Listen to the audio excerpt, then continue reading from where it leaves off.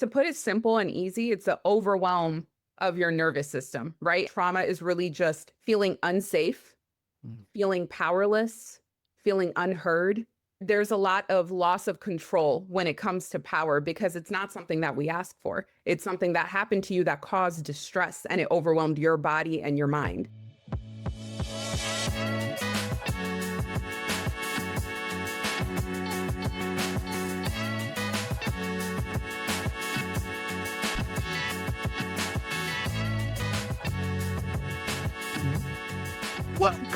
Welcome all to your space for everything empowerment. I am your host, Tariq Williams, and not only I am Vision of Hope, but we are Vision of Hope. Let's get right into it because we got a very important topic today.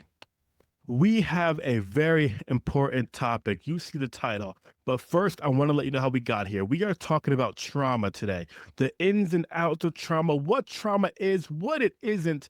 Why did I want to talk about this episode? But I do have a guest on later, licensed professional counselor Megan Bhatia-Mohamed. But I wanted to first discuss with you all how we got here, why this episode is so important.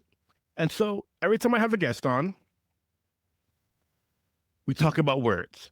We start off the episode with one word and then we end it with one word. But I'm going to start it off and give you all the word today. Obviously, we're talking about trauma, the ins and outs. But what I want you all to understand, my one word that we're going to start the episode with, and what I want you to take through the entire episode is the word open. Being open to learning new things here today about trauma, being open to what it looks like for you to get through your own trauma, being open to maybe think about this a little bit differently.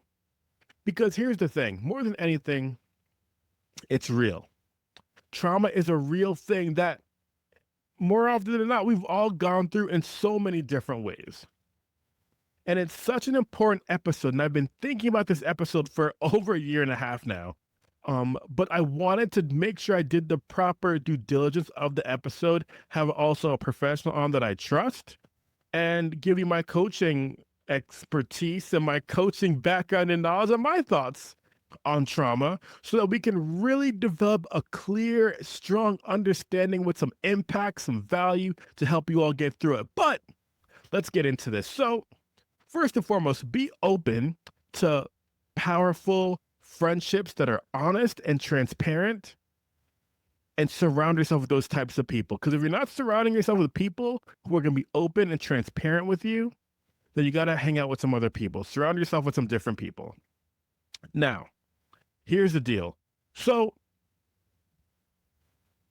I was in a situation with one of my friends, and I did not feel like he was being the person that he could be.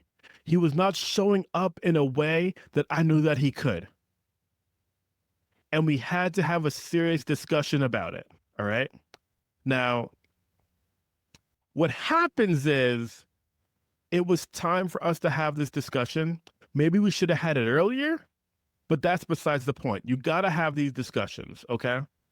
And I had to say to him, I said, listen, I know that you're going through a lot of different things right now, but but in our conversation, it came out that there were things that had happened about 15, 16, 17 years ago that he considered scars. And what he went through in his life, some of them being opportunities that he felt like he no longer had because he was forced to go to a different situation that he really didn't want to go to, situations that he was, not able to be at certain places.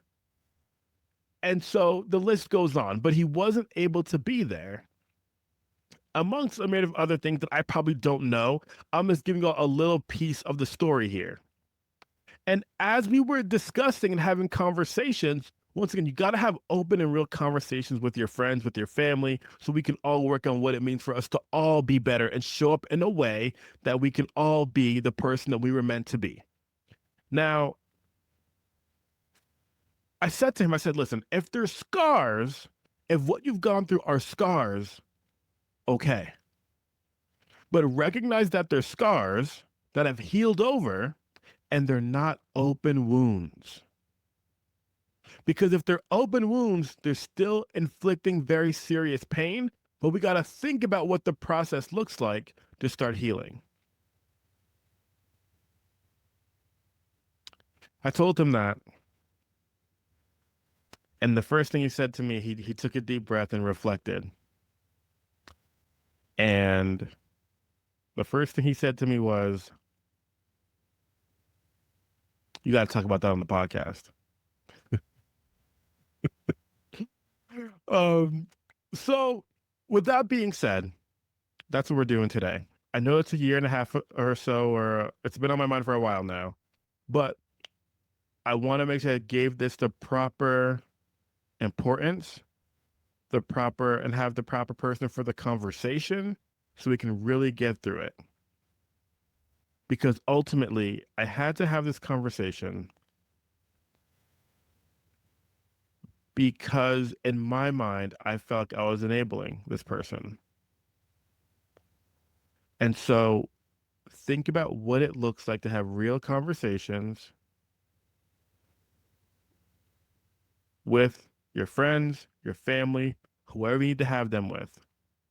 Now, I could be wrong in the enabling piece or what have you. This is my perspective, my part of the story, but it just goes to show how important a conversation about trauma is, can be, will be. So in this episode, we're going to really discuss scars, open wounds, the ins and outs of trauma. So let me bring in my guest, licensed professional counselor, Megan Bhatia-Mohamed. All right, everyone. So I told you all that this is such an important topic. I wanted to bring on someone who I know is extremely knowledgeable, really cares about what this means for our community, for our society, and truly what this means to make a difference. And so as I continue to bring value here on the podcast, I knew that there was nobody else I could bring on to discuss this important topic as it pertains to what trauma is, what it isn't, and what it means for us today in this episode. And I know that you'll get some great value out of this individual because this person, not just a friend, she's become basically a sister to me. And she's been there for me in so many different ways that I can't even count. So I just want to thank you and introduce you to licensed professional counselor, Megan Bhatia-Mohamed. Megan, thank you for joining us today. Thanks, Tariq. What a sweet introduction. I'm humbled. I'm so humbled. Thank you. I'm honestly honored to be here and talking to you. So I know this is going to be a great time. I appreciate you. And, I know as an LPC how much you care about what you do, but not just as an LPC, but just who you are as a person. One thing I know when I'm talking to Megan, everybody, is that she's going to be real, she's going to be honest, and that's who she is as an individual. And she's going to, I would say, you really lead with your heart in everything that you do. And I think that's so important as it pertains to this conversation today. Yeah, thank you so much. I say I wear my heart on my sleeves. I'm not everybody's cup of tea, and that's okay. We're not meant to be, right? Like we're not meant to be for everybody. So Yeah. I'm just glad that I can offer value to some people. Yeah, absolutely. Absolutely. And so I know that you have a long day today, so let's really jump right in. So, I've been discussing why I'm having this episode today with my audience as it pertains to what trauma is and how I got here and discussing this conversation with a friend of mine. And so I want to ask you and your professional and your real opinion, what is trauma? Yeah. Um, to put it simple and easy, it's the overwhelm of your nervous system, right? And so people are going to hear that and be like, what exactly does that mean? And when I'm talking to clients, I break it down into three things. If you look at all the research, you look at the data, it shows that at the essence of it, trauma is really just feeling unsafe, Mm. feeling powerless, feeling unheard. There's a lot of there's a lot of loss of control when it comes to power because it's not something that we ask for. It's something that happened to you that caused distress and it overwhelmed your body and your mind. So to put it simple, it's just overwhelm of your nervous system that in some way causes people to feel unseen, unsafe, powerless, unheard in situations. Okay, so in hearing that though, I want to make sure because so then would you say there's different levels of trauma, right? So not all trauma is the same. So that's oftentimes a myth that I deal with when people come into therapy. So people get into what I like to call like the oppression Olympics. Like it wasn't that big of a deal, right? It wasn't what happened to me was not as big as what happened to somebody else. But let's be honest, paper cuts hurt, right? When paper Mm, cuts happen, they still hurt. And sure, it might take 1,000 paper cuts for somebody to recognize and say, wow, this is building up and it's causing a lot of harm to me. But for other people, that one paper cut can cause a really big feeling. It can cause a really big reaction. And not to minimize trauma into paper cuts, right? Like I don't want to trivialize it to make it sound like that. That's just to give a mental image of it can vary in sizes. It could be a really big wound. It could be something that feels like a paper cut, which leads us to comparing it to other people and then minimizing it. But it's not about comparison. Yeah, we could say there's complex trauma, there's chronic trauma, there's acute trauma, there's different kinds of trauma. There's vicarious trauma where I've seen it or heard it happen to somebody else, but it still impacted me.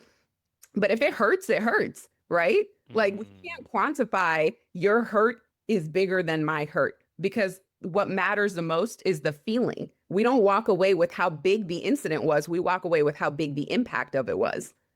mm. Okay. You know, I really discuss this, and I don't want to compare this to trauma, Yeah. but when I think of the loss of my eyesight a bit, the way that I break it down to people to discuss how I was able to develop my mindset through what I was going through is that we all are going through something, right? So I would say my trauma is different than yours, but I guess how I react to it and how it affects me is going to be different from how your trauma affected you based upon your lived experience, based upon who you are as a person. Would you agree with that? 100%. Who we all can walk away from a different interpretation of the same trauma. If we are all exposed, if we're in a room right now and somebody walks in posing a threat to us, you're going to walk away with a different impact. I'm going to walk away with a different interpretation of it. The person who is directly impacted by it is going to walk away with a different interpretation of it. And so it can be different sizes to different people, right? And not all people are going to be able to understand the impact that it had on you either. And so that's where it comes into that piece of where that myth of trauma that I tend to talk about with clients is we can't minimize any form of what we've been through because a lot of times people who come into therapy, they've had people do that already and say, "Oh, well, I had it worse. Well, this one big thing happened to me or something else had, occurred to me. You went through that. Well, this is what I had to go through." And sometimes it quiets the voice and it says, "Well, I shouldn't be feeling this way. Well, at least I'm not feeling what this person is feeling." It leads to some comparison. And so I would completely agree with what you're saying. Now, where I think it gets interesting for me, and when I'm working with clients, I'm coaching people how to work through their different situations, how to work through trauma in certain situations, and what it looks like to uplift yourself, what it looks like to level up in your life. And a lot of times, people may be stuck in their lives because of a trauma that they didn't know that they were going through. Yeah. Or maybe it's something that they just need to get up and go. So curious. We talked about what trauma is, but I guess now my question is what isn't trauma? Yeah, I think trauma is not you're not stuck in trauma. You're not stuck in this cycle, right? It can make us feel stuck. It's not permanent. It's not something we're going to go through for the rest of our lives. Now, my favorite physician of all time, Dr. Gabor Mate, if he listens to this podcast, if he happens to be listening to this podcast, I would love the opportunity to sit in a room with this man. Hey, so Now, somebody tag this man. somebody tag Dr. Gabor Somebody tag Mate this because man. he is one of the most brilliant people that I have ever read research from, read his books, and he's brilliant. And so Dr. Gabor Mate talks about how trauma has a long lasting impact internally, right? Physically, trauma can impact your physical health, it impacts your mental health, it can impact a lot of different things when it comes to our life. But in his books, he also talks about in order for us to move through those phases of that make us feel stuck, that trauma that makes us feel stuck stuck in that fight, flight, or freeze mode, which are our biological given responses. If something bad happens, I'm either going to fight the situation, or I'm going to run away from the situation, or I'm going to freeze, right? And humans tend to have a fourth response, which we call fawning, which is I'm just going to comply and like try to get through the situation and process it later, right? And so he talks about how we don't leave trauma without any traces on our body. Our body is always going to remember that we went through it. There's always going to be an impact of the trauma that we went through. However, mentally feeling stuck is the difference. So does trauma leave an impact on our body? Yes. Does it leave an impact on our DNA, on what we're dealing with internally? Absolutely. There's research that is linked to trauma and chronic illnesses, cancers, autoimmune illnesses. Dr. Gabor Mate does phenomenal in describing the research about that. However, here, when we talk about mental health, we're focused on the mindset, right? Mm. Healing from trauma is purely about how do I get those three things that I named earlier? How do I get back to feeling seen in some sort of a way that makes me feel safe? How do I become heard in a way that makes me feel safe? In those moments where I lost power, how do I reclaim power, right? That's the psychological aspect of it. The physical aspect of it, we can't necessarily change or shed or run away from. It's not that it's going to, you know, completely go away from the impact that it had when the event occurred. It happened and it was painful.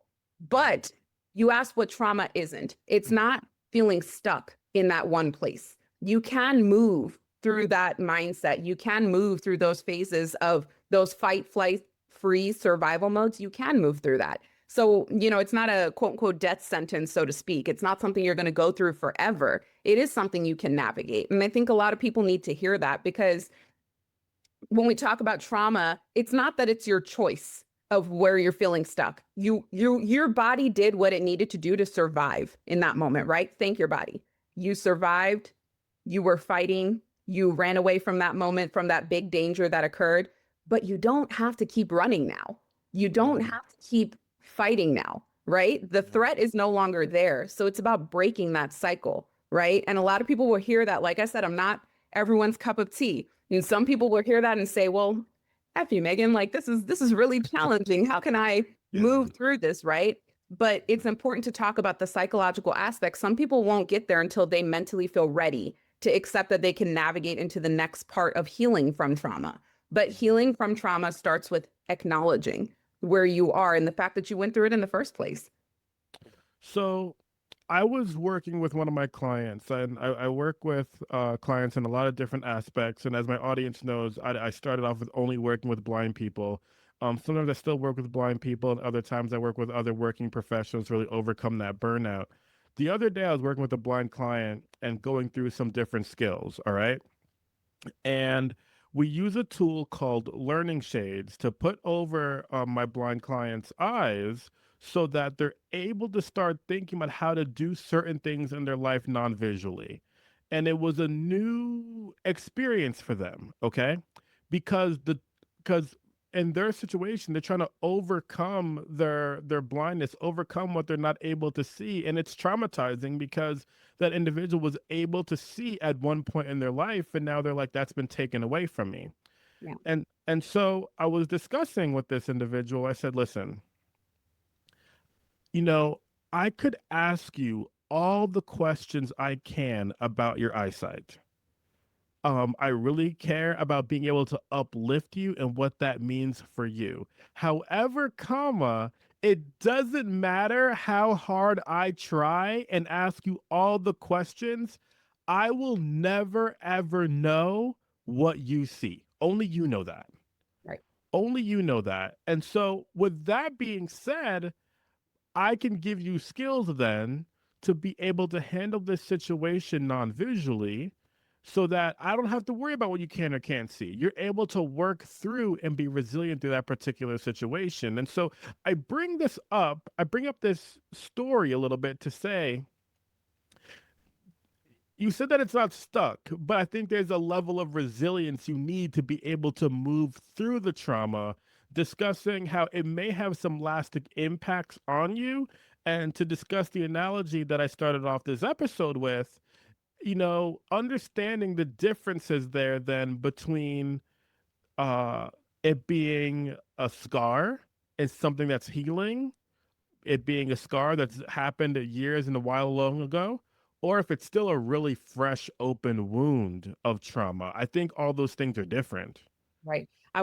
There's a couple of things that you said that are so, so important. First thing is that word resilient, right? Mm. Nobody calls somebody resilient when they are just like they've had life handed to them, right? Like you don't see somebody and just be like, wow, you are so resilient because you came up on $1 million. Nobody says that. Yeah. If you are calling somebody resilient, that means they have had to navigate certain unfair, unjust situations, certain kinds of trauma, right? Like there's something that they had to go through that in your mind was like, wow, this is a wound, right? This is something that happened to them. And you must be really resilient. You must be really strong to have to navigate that. But the reality is this, it gets tiring being strong, right? Mm. It gets tiring being that quote unquote resilient person. And that's the step because people get stuck in that. Recognizing that you are starting to form a scar, that means you've headed toward healing, right? Mhm. That doesn't mean you're still in the trauma. But if you are still picking at that wound and you are still making it bleed, then you are still stuck in that cycle of trauma because that means it's still that threat, whatever your brain perceives it as, is still very real to you. And I'm going to give you an example. So when we talk about, I believe really heavily in looking at evolutionary psychology. Why do we have the emotional responses that we have, right? Mhm. And so if you look at a rabbit that hears a lawnmower coming, right? It's going to trigger a fight, flight, freeze response in that rabbit because it's traumatized. Yeah, it's a traumatizing event. It's going to be like, wow, something dangerous is coming.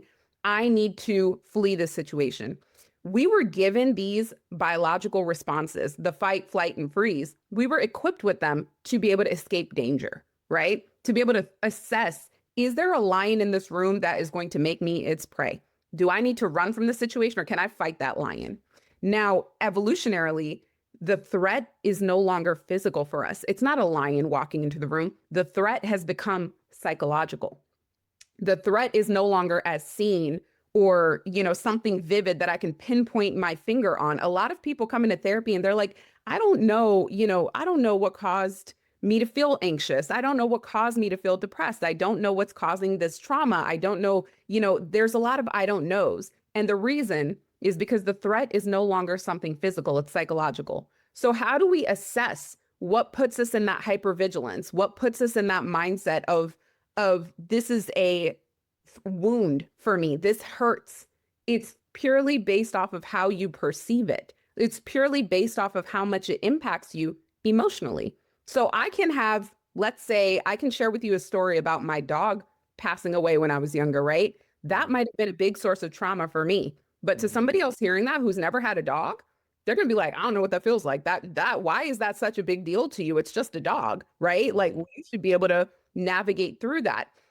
But if I'm still years later thinking of that dog and that dog meant something special to me, it means that there is still a wound there. It hasn't begun scarring over. That's not something that I've started healing from. That's still something I'm picking at because it served a purpose for me. And again, it goes back to those three things I said earlier. That incident, just to go with the dog passing example, that incident might have made me feel powerless. It might have made me feel unseen. It might have made me feel unheard. And that's what I'm still stuck in the cycle of. I'm still stuck in the cycle of somebody acknowledging, hey, you're hurting. You didn't have any control in that situation, but nobody else can break me out of that except for me. I have to Mhm. make the decision. It's like being stuck on a roundabout. There's tons of exits, but you can keep going in a circle and in a circle. Yeah. But eventually, you got to choose which exit you're going to take. Otherwise, you're just running in that circle. Right. Exactly. I'm with you. And so then I'm definitely really big on how do we leave that cycle, right? Let's discuss it. Let's have the conversation. I'll ask the hard questions to be able to understand what's happening so that we can leave that roundabout. So we can stop picking at that scar. Like as soon as we get some healing and then like we start like picking at that scar again or that wound or what have you, right? And then it's still hurting. It stays fresh. Mhm. And so then my question is, Megan, You brought up a lot of excellent points, but then let's let's move the conversation a little bit forward here. And this is what the audience really wants to know. Because there's somebody listening that is saying, I went through X 10, 15 years ago. All right. And it still hurts. And as soon as I think I'm good, I remember that I'm not, right? Mhm. That it hasn't scarred over. Mhm. What does it look like to start a sustainable healing process? For sure. I there's going to be people who don't like that answer. And the answer to that is permission. Hmm. It's giving yourself permission to one, feel how you feel, and two, get off of the roundabout. Sometimes we're so attached to the experience of what we saw on that roundabout and what we went through that the chaos feels familiar. And we are still in the process of acknowledging that chaos hurt. And we go round and around and around, but we have to give ourselves permission to just say, that wasn't my fault. I have to get off of this exit. Mm. I have to get off of this roundabout. We have to give ourselves permission to acknowledge how we felt, the fact that it hurt in the first place. And that takes me to another topic. There's from that, Tariq, it's interesting because when I'm talking to clients, I have to separate between blame, right? Blame and learned helplessness. A lot of people, we look for somebody to, why did this happen? I can't tell you the amount of times people come into therapy and they're like, why did this happen to me, Megan? Why did I go through this? And my answer to them is, why is the why so important, right? Why is that why for you? If you got that answer, will it give you closure? Will it Mm. help you get off of that roundabout? Will it help you choose and say, I can now close this chapter and move forward? But when it comes to blame, sometimes people want to point the finger at somebody and say, this was their fault. That's why I'm like this, right? And the reason, it's important to look at the psychology behind that. The reason why people tend to blame someone is because if I can make somebody else the villain, if I can say you were the villain, it allows me to claim power or have control back in that situation. It allows us to avoid the guilt, the shame, whatever feelings come with that, right? I don't have to acknowledge what I felt. If I can say this was your fault, there is a fault in you for Mm. causing me to go through this event, right? If I look at somebody else and say, you caused me to go through this, then I don't ever have to acknowledge the way in which it hurt me because there was a flaw in you. It's not that I'm dealing with a wound. You are the person who needs to go get help. But the reality is that word permission. We have to give ourselves permission to turn it inward and say, yeah, I can't control what the other person did. I can't control what the other person, their actions were. But what I can control is the impact that I felt and letting myself feel it, acknowledging it and saying, this awful thing happened. And sure, it might have been because of somebody else, at the hands of somebody else. But giving myself permission to feel hurt about it, to give yourself the permission to get off of this exit and say, what did I learn from that incident? When people come to therapy, I often ask them, I'm like, what did that trauma teach you about yourself? Yes. Yeah. What did it teach you about the world? Right? Yeah. Yeah. Public service announcement. Aren't you tired of it? Aren't you sick of it? Aren't you just done with feeling stuck? Aren't you done with not really knowing what you want out of your life, your purpose? And then, even if you do know, what are the goals you need to get there? Enter in the Clarity Code, the one-on-one coaching program for working professionals and entrepreneurs to recognize their value and truly overcome that burnout, but get clear and get the action plan you need to be successful and tap into your true potential. One-on-one coaching program, group coaching calls, recognize your vision, problem-solving mindset course. All those things wrapped into one particular program so you get what you need to stop building somebody else's dream and start building your own. Comment, direct message me, links are everywhere. Let's get in touch. Let's make it happen and start building your dream. Because guess what? The world is going to tell you that it's unattainable. The world might tell you that it's too far, but in your heart, you know it's your purpose, and I'm here to guide you along the way. Let's get it. The clarity code. I like that a lot, that giving that, it's funny. You use the word permission. When I'm working with my clients, I use the word grace. Mhm. In terms of like, okay, giving yourself permission to be able to feel what you're feeling, right? Mhm. And I would say in the same, I would say those two words, I wouldn't say are synonyms, but for the way that we're both using them, they're for sure pretty close. Because I would say give yourself grace to feel whatever you're feeling, Yeah. right? Yes. So I like how we're so in alignment here. But then to the other piece of this, I would say you said give yourself permission to know what you've learned, right? Mhm. Give yourself permission to look inward.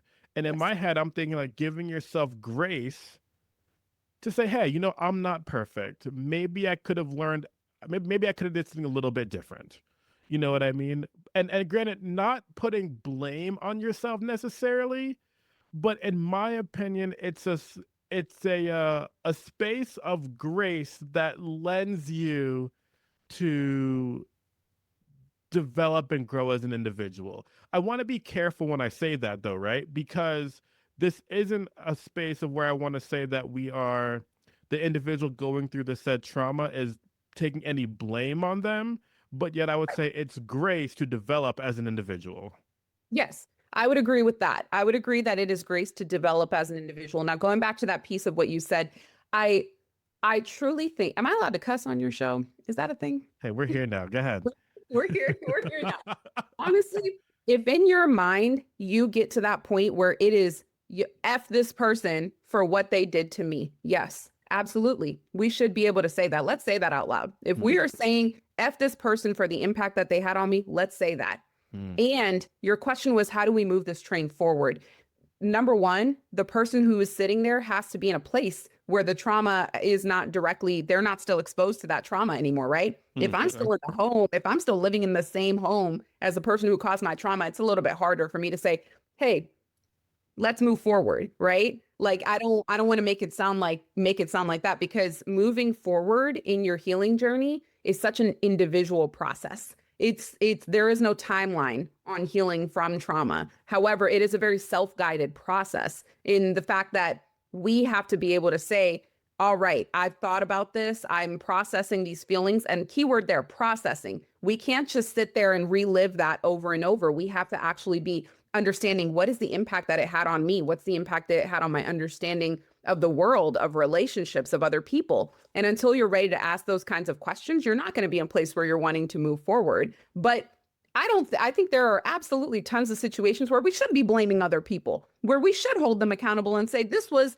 your fault. You did something and it directly had an impact on me and it took my power away. However, in your words, however, comma, how Yes. long, how long are we going to keep reiterating that same point? We can say, F this person, F my mom, F my dad, F my boss, F all these people, right? They were the sources of my trauma. We can absolutely say that. How many times are you going to need to say that in order for you to get off of that roundabout? Mm, Years down the line, if you find yourself in this episode still saying, hey, it has been 10, 15, 20 years and that same trauma is still a wound for me, number one, go to therapy, because that means you need help getting off of the roundabout, right? That mm. means that you're stuck in that loop, and that means you need help getting off of that roundabout. But two, ask yourself, are you ready to get off of that roundabout? Because sometimes we have this that's where that term learned helplessness comes in, where it's somebody did something and I felt helpless in that situation. And now I'm going to sit here and I feel that somebody owes me reparation. Somebody owes me that closure in order for me to move forward. And it creates, sometimes trauma can create a learned helplessness because there's still that wound there. And we have a need that we're wanting to get met from other people. So this is gonna be borderline controversial as it pertains to trauma, right? Right. But I do believe there is a situation or a space, and I'm not real quick. This for whoever is listening, this isn't directed at any one person or anything like that. I think there's self-assessment that needs to be done. I think there's, seek therapy, seek coaching so we can develop so that you can figure out where exactly it is where you're at. Um, if you're not taking anything else from this, you don't have to do it alone. That's just the fact. You don't have to do it alone. All right. Um, seek therapy, seek coaching, seek friendship, um, all the things, right? Whatever it is that you need. But here's my thing about this roundabout analogy that we're in now. Mhm. I do believe that there may be a percentage of people on this roundabout. And because they've been on this roundabout for so long, the roundabout is comfortable. Yes. It's comfortable to feel this trauma because if I decide to leave said roundabout, then I have to actually say, oh, I don't have this to blame for how I'm feeling today anymore. I don't have this anymore to blame for the fact that I don't want to move forward in my life. I don't have these things to blame anymore.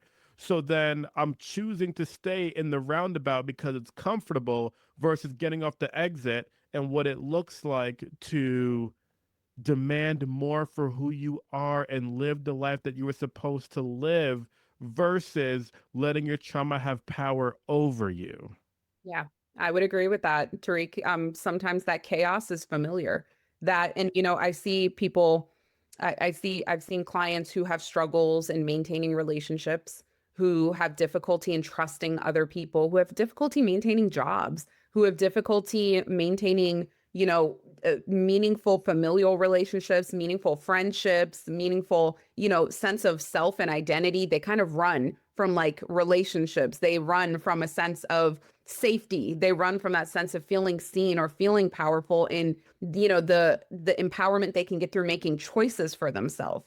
And a lot of times that's rooted in trauma because that chaos mode, it can feel familiar. It puts us back in that fight flight, right? That fight or flight response that we go through things on a daily basis. Like I said, the threat's not physical anymore, it's psychological. Maybe it's leaving this job and going to another job, right? And if I leave this job and say, I don't like the way this person was talking to me, I don't want to stick with this job, sometimes it creates that same chaos mode to say, I'm chasing something else, but we can't quite pinpoint what we're chasing. But it's that feeling that is so familiar of that chaos of being on the roundabout. So sometimes people get off, but they still recreate that cycle. They find another roundabout, or they get stuck in the mental spiral of feeling like they're in a roundabout where they can't make decisions. They don't want to commit to things. They don't want to acknowledge or ask questions or get curious about why they're making the decisions that they're making. And so I want to preface this by saying there are some situations, trauma is hard.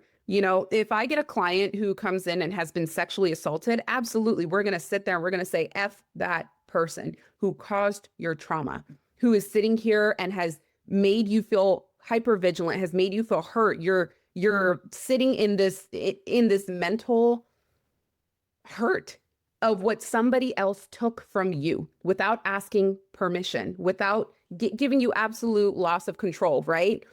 And it might not be today, it might not be tomorrow, but eventually there will be a point where talking about it and processing it leads this person who is coming in with such a big wound, such a big, not even a scar we're talking about. We're talking about something that's still open and healing.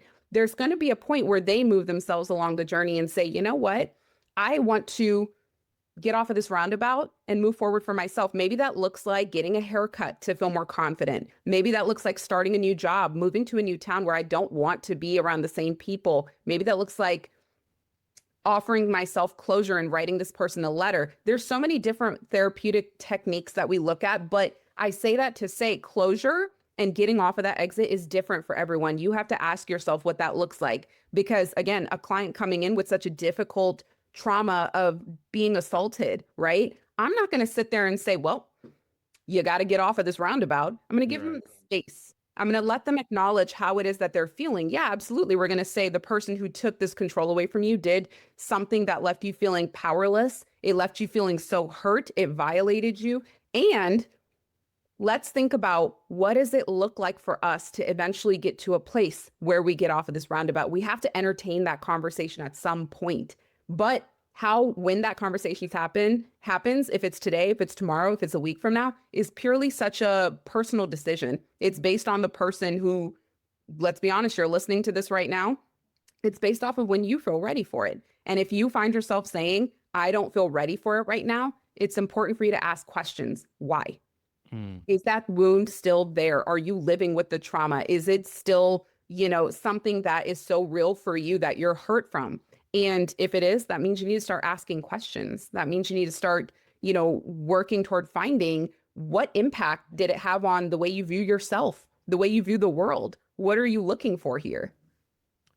You just spoke on one side of the spectrum. I want to actually speak on the other side when you are talking or just your advice to an individual that is on the other side of the spectrum that's choosing to be on the roundabout. What do you believe are the next steps in those situations? Yeah, I think somebody who's choosing to be on that side of the roundabout, that's such difficult wording because to them it doesn't feel like a choice, right? To them, it's like, I don't feel that this is a choice, but I would say the same thing. I would say it's important to ask yourself the questions. You have to get curious about it. You got to get curious about why you're on that roundabout. You have to get curious about what am I doing here? What's the end goal? What is my end goal here? Do I want to sit here and keep going round and around and around? Or do I expect to find friends on this journey? Am I going to find other cars that are stuck on this roundabout and say, hey, you too? What am I looking for? Because once you start asking those questions, you start to realize there's a bigger, deeper meaning. Some people who are stuck on that roundabout, who I see in therapy, they come to find they're really looking for community. They're looking for a connection of other people who are also stuck on the roundabout, who have also experienced something similar and they understand, right? And so if you're choosing, hey, I still want to think about what the impact that this trauma caused on me. I still want to think about the people who were held accountable for it. That means you need to ask yourself the question, what do I need in order for me to get off of this roundabout? What do I need? What am I looking for? Right? When I keep going around and I'm choosing to stay here, what am I looking for here? So ask yourself the questions, get curious. I would say the same thing. I was talking to a client the other day, and one of my coaching clients the other day, and we were discussing their relationships. And they were telling me, similar to you saying about the why, as we were discussing their relationships and things that they wanted to do in their relationship, I just had to take a step back and I said, okay, that's what you want to do. What's the goal? Like, what are you trying to accomplish by you doing this particular action? And then from there, is that the result you actually feel like that you need in your relationship? Is that the result you actually want? Is it going to get you the desired goal? And if not, then we probably need to reassess this situation, because if it's just going to bring more hurt to you and more hurt to the other person in that relationship, I think there's something to be said then for, once again, what the goal actually is for what you're attempting to do. I don't talk a lot about this on the podcast, but, when I think about different things in my life that I've gone through, so my parents are divorced and they separated around the same time, close in the calendar time frame of when I was losing my eyesight. Now, when I think of what that meant and that marriage between my mom and dad and how difficult that was for them in certain times, when I think about the trauma aspect of it, what that meant for me in the time, not really understanding, because these individuals are supposed to be a partnership, right? Um, and so it's not fully making sense. Now, from there, uh, and granted, this could be a whole other episode and the thought process behind that and anything like that, but love both my parents. But I would say for me personally, there's a lot of, and I forward on down the road, it got me to a place where I take my relationships with anybody, but definitely my partnerships and my marriage very seriously, right?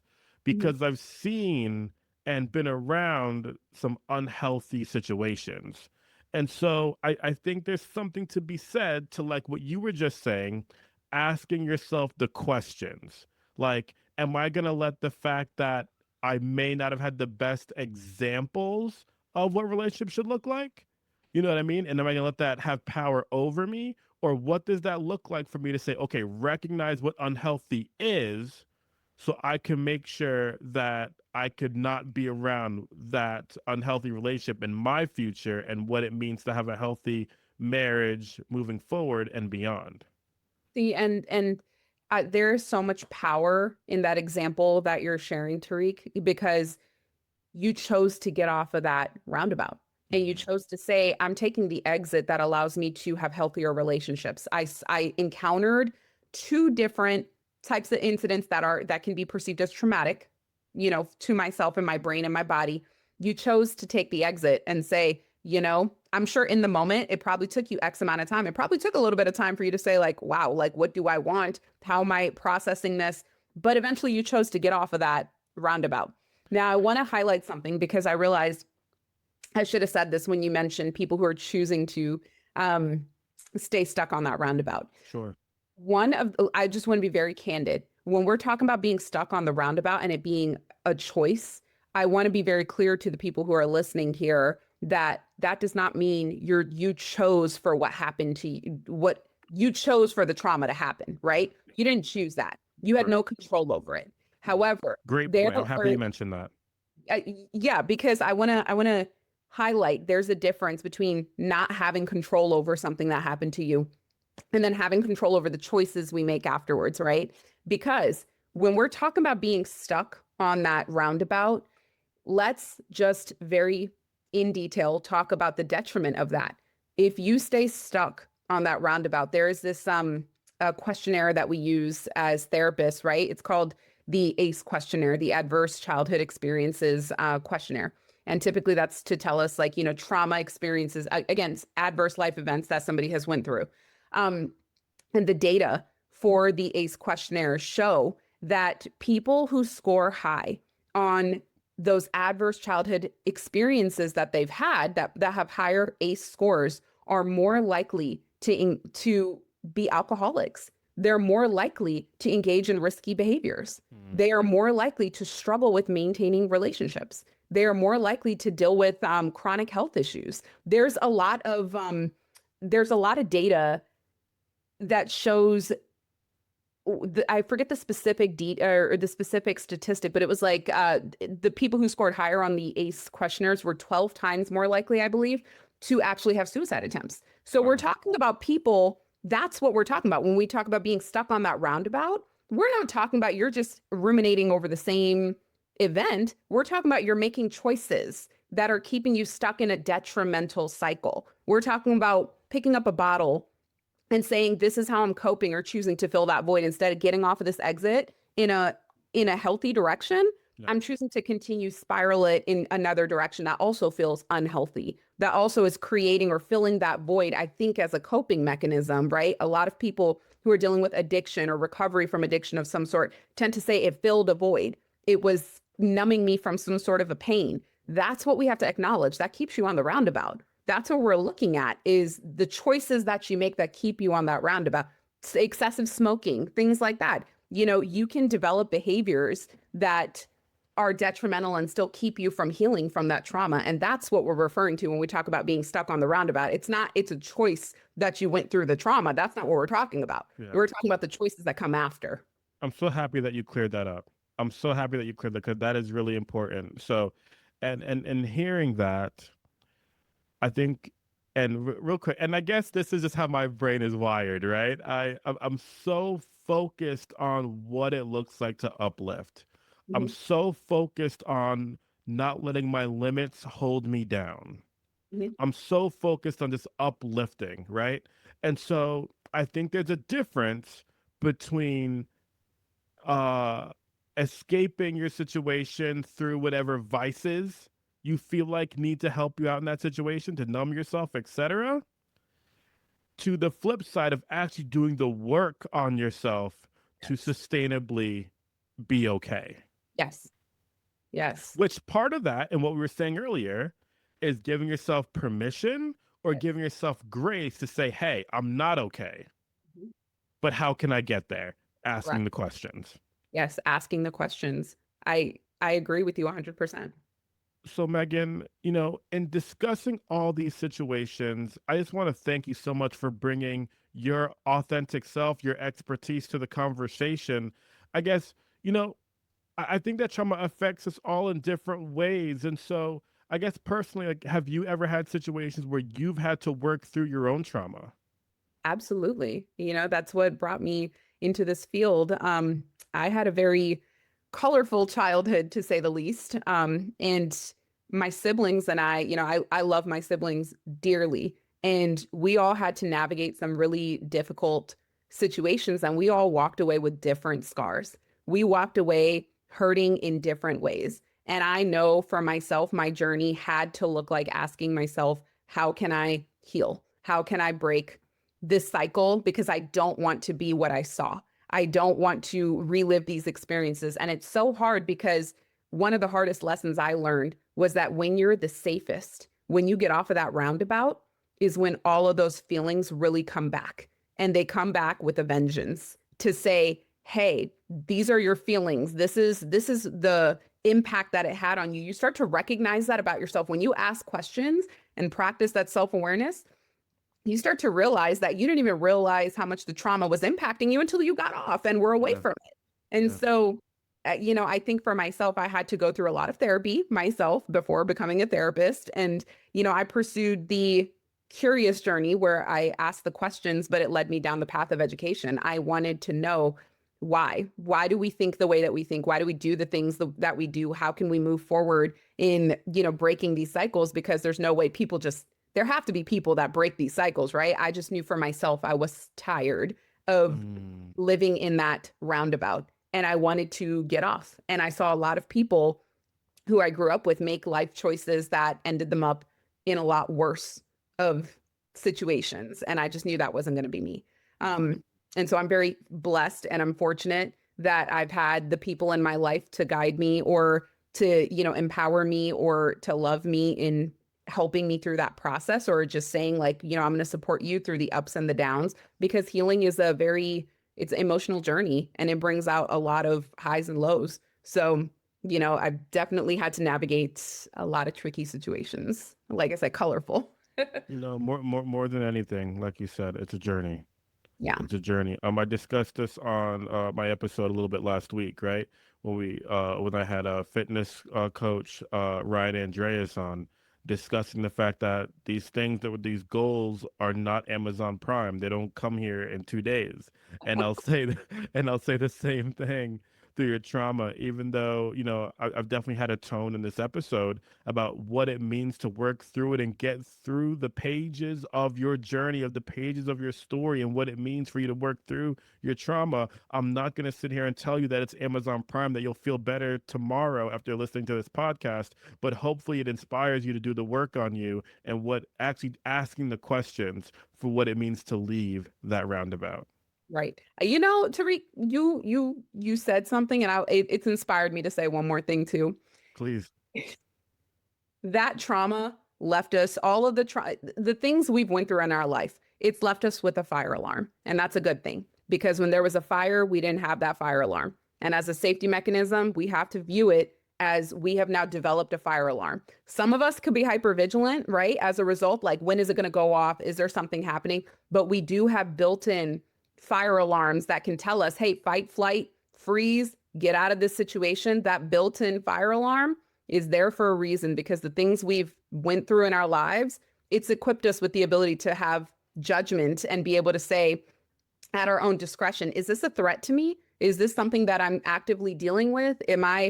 Is this a false fire alarm where it's like going off and I'm just reacting and, running out of the house, but there is no threat, and we have to start asking the questions, because you have the power to choose your fire alarm. If you're constantly reacting like there is a fire that's going on and the alarm's not going off, it means you need to get aligned with your mind and your body. Mm. Or if you're still living in the fire, means you need to start working towards saying, I need to shop for a fire alarm, right? Like I need to have a better mechanism or a better system because this house is going to burn down, or it's time for me to move to a different house.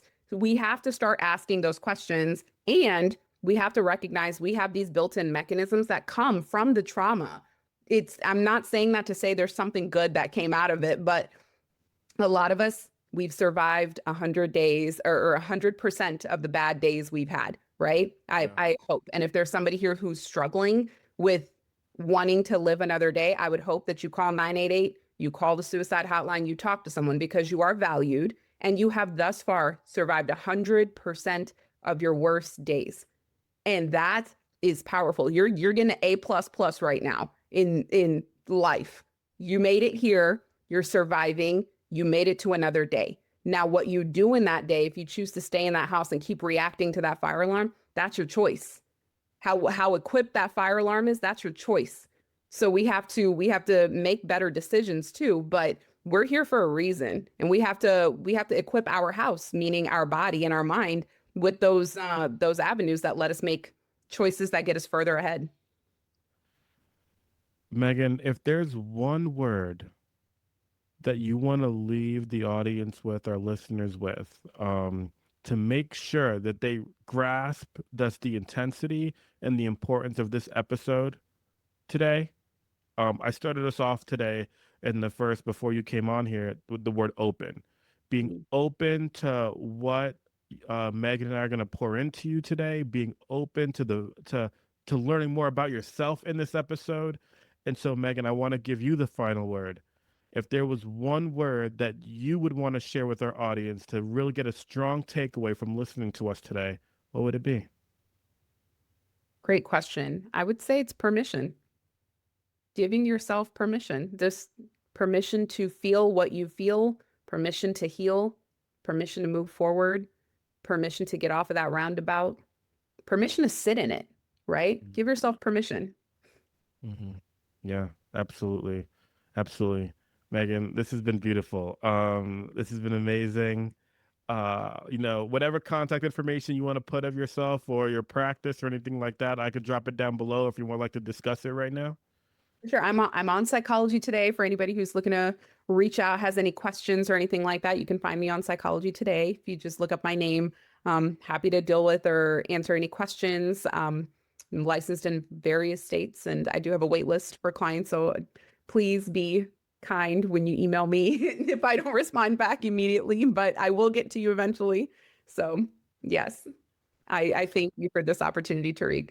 Awesome. No, this has been incredible. Once again, I am Tariq Williams, your host, your mindset and problem solving coach, leading you to really recognize your value and understand that burnout and the things you're going to do not have to hold you back. You're great. Recognize your value. I'm here to give you clarity and direction to feel empowered every single day, one day at a time. Let's go. Let's make it happen. This is the Speak Your Vision podcast. Not only I am Vision of Hope, but it's we, our Vision of Hope. Let's get it.